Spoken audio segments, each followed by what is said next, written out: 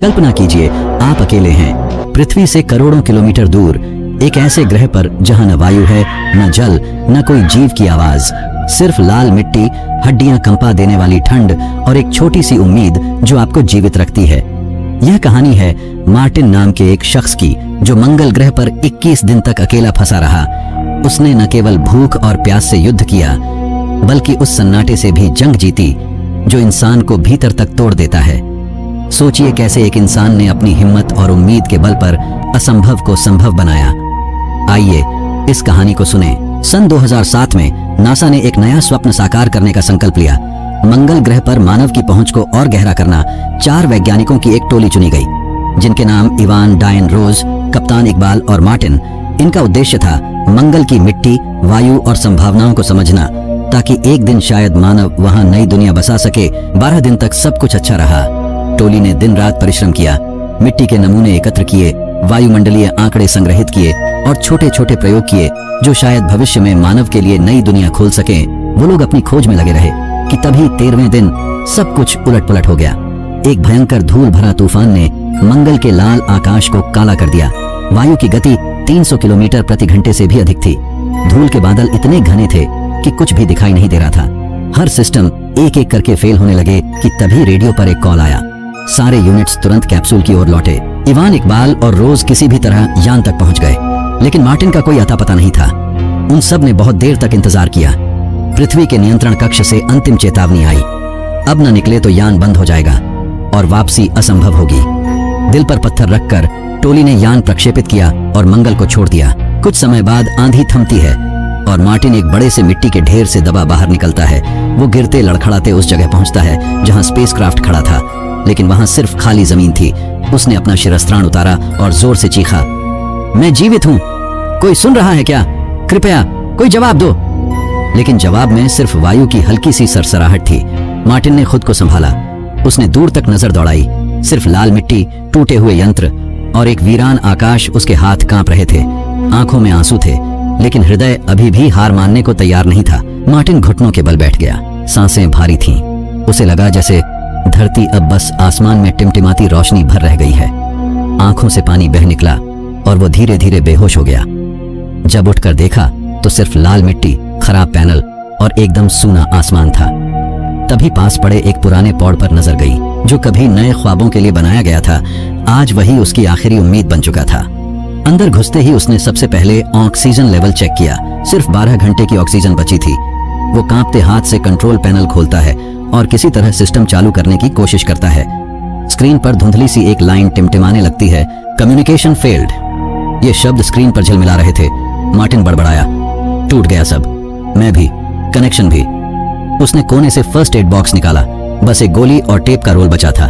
फिर डायरी खोली और थरथराते अक्षरों में लिखा, आज पहला दिन है, मैं जिंदा हूं, बाकी कितने दिन रहूंगा ये सिर्फ वक्त जानता है। थकान से उसके हाथ कांप रहे थे, आंखें लाल और सूजी हुई थीं, लेकिन अंदर कहीं ना कहीं अब भी एक जिद जिंदा थी। उसने पॉड के कोने में रखा पुराना बैग खींचा। उस पर धूल की मोटी परत जमी थी, मगर अंदर छुपा था थोड़ा सा सहारा, कुछ सूखे खाने के पैकेट और पन्नी में लिपटे कुछ आलू के बीज। मार्टिन बीजों को देर तक देखता रहा, जैसे उनमें किसी चमत्कार की झलक हो।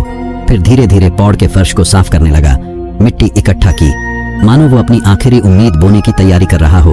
अपने ही मल को उस बंजर मिट्टी में मिलाता है। शायद पहली बार किसी इंसान ने हिम्मत से इतिहास की खाद बनाई होगी। मिट्टी को हथेलियों में उठाकर देखता है और हल्की मुस्कान के साथ बुदबुदाता है, जिंदगी तू इतनी आसानी से हार नहीं सकती। और धीमे से मुस्कुराकर कहता है, ये धरती नहीं सही, लेकिन अब इसमें भी जिंदगी उगेगी। उसने मिट्टी को देखा और बीजों को हल्के से दबा दिया। तभी ख्याल आया, बिना पानी सब बेकार है, बीज भी सूख कर मर जाएंगे। पर वो हार मानने वालों में से नहीं था। उसके दिमाग में तेजी से फॉर्मूला घूमने लगा, hydrogen plus oxygen equals water. उसका दिमाग तेजी से काम करने लगता है। वो अपने टूटे फूटे इक्विपमेंट से ट्यूब्स निकालता है, गैस कंटेनर जोड़ता है और एक रिएक्शन होता है। अचानक जोरदार धमाका होता है और आग की लपटें उठती हैं और मार्टिन पीछे जा गिरता है। चेहरा कालिक से काला, होंठ प्यास से फटे हुए, लेकिन वो जोर से हंस पड़ता है और जोर से चिल्लाता है। ये काम कर रहा है। उसकी टूटी आवाज पॉड की दीवारों से टकराकर गूंज उठी। लगा जैसे मंगल की खामोशी भी पल भर को मुस्कुरा दी हो। अगली सुबह थकी और सूजी हुई आंखों से उसने मिट्टी से भरे बक्सों को देखा। उनमें नमी की हल्की सी चमक थी, जैसे किसी चमत्कार का पहला इशारा। थोड़ी सी हरियाली मिट्टी से झांक रही थी। मार्टिन का दिल जोर जोर से धड़कने लगा। कांपते हाथों से उसने उसे हल्के से छुआ और फुसफुसाया, जिंदा है, ये सचमुच जिंदा है। उसकी मुस्कान में आंसू घुल गए। वीरान मंगल पर पहली बार जिंदगी ने सिर उठाया था। शायद अब यह ग्रह भी जिंदगी को महसूस कर सकता है। मगर मंगल की रातें आसान नहीं होती। -100 डिग्री की ठंड, बाहर हवा की सरसराहट और ऐसा सन्नाटा जो दिल के आर पार उतर जाता है। उस रात मार्टिन पॉड के फर्श पर लेटा था, आंखें बंद मगर नींद नहीं आती। सुबह की रोशनी फैली तो वो पॉड से निकलकर दूर तक पैदल चला, शायद कहीं कुछ मिल जाए। लेकिन जहां तक नजर गई बस लाल रेत और हवा की सनसनाहट थी। उसी पल उसे यकीन हो गया, उसके अलावा इस ग्रह पर कोई नहीं। वो चुपचाप बैठ गया और बिना पलक झपकाए नीली धरती को घूरता रहा। उसकी निगाहें टिकी थीं धरती पर। मन ही मन सवाल उठता रहा, क्या कोई है जो जानता हो मैं यहाँ हूँ, या अब मेरी मौजूदगी किसी के लिए मायने ही नहीं रखती। अचानक एक सच भीतर तक उतर गया, खेत उगाकर मैं सांसें खींचता रह सकता हूँ, पर असली जिंदा रहना है तो धरती से बात करनी ही होगी। मार्टिन ने जंग खाई डिश खींची और उसे पॉड के पास टिकाया। तारों को जैसे तैसे जोड़कर उसने सिस्टम में डाटा फीड किया और एक भूली बिसरी फ्रीक्वेंसी पर कॉल भेज दी। मैसेज में सिर्फ इतना लिखा था, मैं जिंदा हूँ। पृथ्वी पर एनएसए के मॉनिटरिंग रूम में अचानक एक बीप गूंजी। स्क्रीन पर एक अजीब सी वेव फॉर्म उभरी। टेक्नीशियन कुर्सी से उछल पड़ा। सर, हमें मंगल से लो फ्रीक्वेंसी सिग्नल मिला है। पूरे कमरे में खामोशी पसर गई, जैसे सबने सांस रोक ली हो। पृथ्वी पर सवाल गूंजा, क्या ये मार्टिन हो सकता है? उधर पॉड के भीतर अंधेरा था। मार्टिन कोने में बैठा, थका और चुप। तभी रिसीवर ने बीप की आवाज दी। उसकी आंखें स्क्रीन की ओर उठी। वहां 4 शब्द झिलमिला रहे थे, मार्टिन, हम तुम्हें सुन सकते हैं। उस पल पॉड के अंदर और उसके दिल में एक जैसा सन्नाटा छा गया। रिसीवर से कई आवाजें एक साथ गूंजने लगीं। मार्टिन, हम तुम्हारे साथ हैं। फिर अचानक बाकी सब खामोश हो गए। माइक हाथ में लेकर नासा के हेड की गहरी आवाज आई, मार्टिन, ये धरती है और अब पूरी दुनिया तुम्हारे साथ खड़ी है। स्पीकर गूंज उठा, we are proud of you Martin. दुनिया को तुमसे उम्मीद है और हमें तुम पर नाज है। मार्टिन का चेहरा कांपने लगा, उसकी आंखें भर आईं। कैमरे की ओर देखते हुए उसने धीमे स्वर में कहा, मैं इंतजार करूंगा। और हाँ, मैंने यहाँ आलू भी उगाए हैं। कंट्रोल रूम में कुछ पल के लिए सन्नाटा। फिर किसी ने फुसफुसाकर कहा, क्या? उसने आलू कहा। किसी की हंसी फूट पड़ी, किसी की आंखें भीग गईं। उसी पल पूरा कंट्रोल रूम तालियों से गूंज उठा। हर तरफ बस एक ही नाम गूंज रहा था, मार्टिन। टेलीमेट्री कंफर्म हो चुकी थी, मार्टिन जिंदा था और अब वक्त आ गया था उसे वापस घर लाने का। ऑपरेशंस हेड की आवाज माइक पर गूंजी, come on NASA, recall Ares crew, initiate Mars return, I repeat, Martin is alive. Monitor पर अलर्ट चमका, कमांडर लुइस, मार्टिन जीवित है, यू आर गोइंग बैक। पूरा क्रू सन्न रह गया, आंखों में हैरानी, आंसू और यकीन का मिलाजुला तूफान। कमांडर लुइस ने धीरे से सिर उठाया और कहा, we left a man behind, not any more. Spacecraft दिशा बदलता है, स्क्रीन पर चमकता है, मार्स ETA। 8 दिन वहीं पॉड के कोने में बैठा मार्टिन थका हुआ है, मगर आंखों में अब नई चमक है। वो बुदबुदाता है, अब मैं सच में अकेला नहीं हूँ। धीरे धीरे उठता है और मिट्टी के छोटे बक्से में झांककर बीजों पर हाथ फेरता है, मानो उन्हें भी बता रहा हो, हम सब घर जाने वाले हैं। मार्टिन अपने लिए एक रूटीन बना लेता है। उसे पता है अब सिर्फ काउंटडाउन ही उसकी ताकत है। डे 1, वो टूटे हुए सोलर पैनल ठीक करता है और जैसे ही लाइटें दोबारा जलती हैं, उसके अंदर भी एक उम्मीद जल उठती है। डे 2, रिसीवर चेक करता है, बार बार एंटीना एडजस्ट करता है ताकि कोई भी संदेश छूट न जाए। डे 3, मिट्टी के बक्सों में जाकर उगे छोटे पौधों को पानी देता है, उन्हें ऐसे देखता है जैसे अपने साथी हों।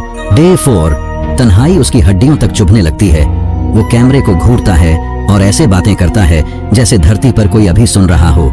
कभी हंसता है, कभी रोने लगता है। डे 6, आलू में फंगस लग जाती है, उसकी मेहनत मिट्टी में सड़ती हुई दिखाई देती है। फिर भी वो मिट्टी से चिपका रहता है जैसे उसमें ही कोई आखिरी उम्मीद छुपी हो। डे 7, उसका शरीर जवाब देने लगता है, हाथ कांपते हैं, कदम डगमगाते हैं, मगर आंखों में अब भी वही जिद चमक रही है। वो लिखता है, मैं अब भी लड़ रहा हूं। डे 8, सांसें धीमी पड़ रही हैं, हर लम्हा भारी लगने लगता है। तभी अचानक वो सुनता है, दूर से आती एक गड़गड़ाहट। जमीन हल्के हल्के कांपती है। वो आंखें फाड़कर देखता है, क्या ये सच है? धूल का तूफान उठता है। लाल आसमान के बीच एरिसयान धीरे धीरे उतरता है और उसके पैरों तले जमीन कांपती है। मार्टिन हिम्मत करके बाहर निकलता है। उसके कदम लड़खड़ाते हैं, सांसें भारी हैं, लेकिन आंखों में चमक जिंदा है। यान का दरवाजा खुलता है। पहला क्रू मेंबर दौड़ता हुआ उसकी ओर आता है। मार्टिन मुस्कुराता है, टूटे होंठों से मजाक करता है। You guys took your sweet time. वो हंसते हुए अपनी जेब से एक आलू निकालता है और हाथ में लहराकर कहता है, लेकिन हे, कम से कम डिनर तो मेरा ही है। कैमरा पीछे हटता है। मंगल की वीरान सतह पर एरिस यान खड़ा है। उसके बगल में झुका हुआ मार्टिन हंसते हुए जेब से एक आलू निकालता है, लेकिन हे, तो कम से कम रात का खाना मेरा है। मंगल की लाल सतह पर खड़ा एरिस यान और उसके सामने इंसान की सबसे बड़ी जीत। एक आदमी जिसने हार नहीं मानी, जिसने पूरी इंसानियत को सिखा दिया कैसे अंधेरे में भी रोशनी खोजी जाती है, कैसे अकेले भी लड़ाई जीती जाती है। अगर आपको मार्टिन की यह कहानी